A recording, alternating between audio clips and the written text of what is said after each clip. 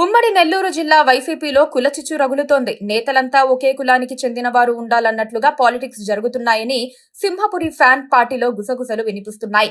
నెల్లూరులో మొదటి నుంచి రెడ్డి డామినేషన్ ఉండగా ఇప్పుడు కూడా అదే గేమ్ నడవాలని ఎదురు చూస్తున్నారు. జగన్ రెడ్డి అనుమతించారో లేదో కానీ రెడ్డి జనానికే ఎక్కువ లైమ్ లైట్ లభిస్తోంది.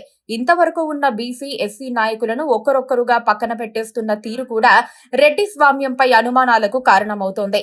ఎన్నికల ముందు మంత్రిగా ఉన్న నెల్లూరు సిటీ ఎమ్మెల్యే అనిల్ కుమార్ యాదవ్ ను తెలివిగా జిల్లా నుంచి తప్పించేశారు. ఇప్పుడు ఎస్సీ సామాజిక వర్గానికి చెందిన గూడూరు నియోజకవర్గం ఇన్ఛార్జి మేరిగా మురళిని పక్కన పెట్టారు. ఇలా చాలా మంది పక్కకెళ్లిపోగా రెడ్డి సామాజిక వర్గం నేతలను మాత్రం నెత్తిన పెట్టుకుంటున్నారని, వారి ప్రవర్తన ఎలా ఉన్నా జగన్ రెడ్డి చూసి చూడనట్లుగా ఉంటున్నారని ఆరోపణలు వస్తున్నాయి. వైసీపీ సింహపురి నేతల్లో అంతర్గతంగా అసంతృప్తి, గందరగోళ పరిస్థితి నెలకొంది. ఒకే వర్గానికి ప్రాధాన్యం లభిస్తోందన్న ఆగ్రహం కొందరిలో కట్టలు తెంచుకుని ప్రవహిస్తోంది. కొందరు పెద్దలకే పెత్తనం ఇచ్చేయటంతో ద్వితీయ శ్రేణి నేతలు, కార్యకర్తలకు ఎలాంటి అవకాశాలు రావటం లేదన్న అసంతృప్తి జ్వాలలు రగులుతున్నాయి.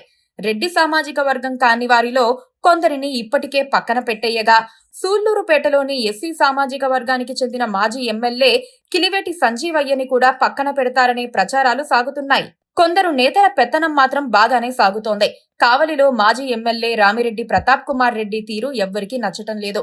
ఇప్పటికే నియోజకవర్గ కీలక నేతలు పార్టీకి రాజీనామాలు చేశారు. అయినా ఆయన విషయంలో జగన్ మెతక వైఖరి అవలంబిస్తున్నారు.